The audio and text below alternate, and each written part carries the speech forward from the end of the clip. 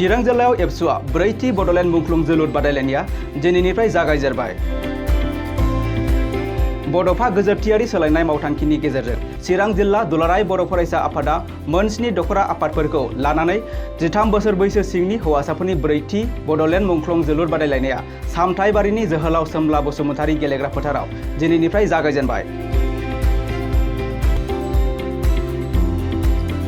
फैगौ 11 आगस्टसिम खुंनाय जोलुर बादायलायनायनि दिनैनि गिबि सानाव सिडली चिरां दख'रा आरो काजलगाव दख'रा एबसुनि गेजेराव नारा नाथा बादायलायो आरो बे बादायलायनायखौ गाहाय आलासि महरै बाहागो लानानै बेखेवनानै होयो एबसुनि लोगो नेहाथारि दिनेश ब्रह्मआ।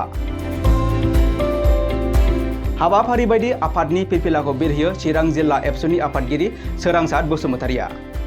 बेनि उनाव बोसोनगिरि राजु कुमार मुसाहारिया बड'फा उपेन्द्रनाथ ब्रह्मनि मुसुखायाव बिबार बावजेननायजों लोगोसे ट्राइबेल संघनि बोसोनगिरि जगेन नार्जारिया मुंख्लंफोरनो बिबार बावनानै मान होयो।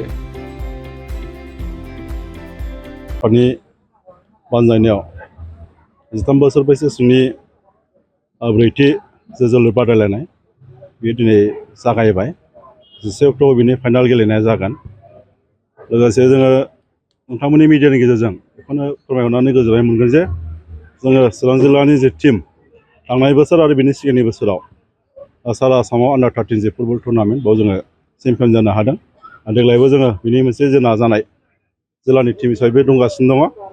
दा ओंखायनो आङो खावलायगोन जोंनि चिरांबासि हिसाबै जेसेबां सानसुमै बिथांमोन दं जोंनि समाज सिबियारि बा समाज दैदेनगिरि बिथांमोन दं जोंनि गेजेराव जे उन्दै उन्दै फरायसा बा लाइमोन बिथांमोनखौ गेलेनायनि फारसे जे मोनसे थुलुंगा होनाय बेखौ होनांगौ आरो गेलेनायनि जे मोनसे मोजां परिबेस जे मोजां थासारि बेखौ जोंनि समाज दैदेनगिरि बिथांमोना होनांगौ। जोंनि गामिनि बा ओनसोलनि बा जिखिनि फिल्डफोर दं बे फिल्डफोरखौ मोजां फोसाबनानै जोंनि लाइमोन फरायसाफोर लोगोसेनो जाखांफुबाय थानाय जाय फुटबल गेलेगिरि बिथांमोननो गेलेनायनि जे मोनसे मोजां परिबेसफोरखौ होनांगौ।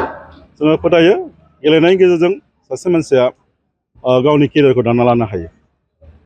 दिनै जोंनि बर'फोरनि गेजेरनिफ्रायबो गोबां बिदि नेसनेल बा इन्टारनेसनेल लेभेलाव गेलेहैनो हानाय बिदि गेलेगिरि बिथांमोन जोनोम जाबाय। हलिचरन नार्जारि, दुर्गा बर' आरो माखासे बोसोरनि सिगां जोंनियाव माखासे लाइमोन बिथांमोन ओंखारबावबाय जायफोर दिनै नेसनेल लेभेल गेलेगासिनो दं।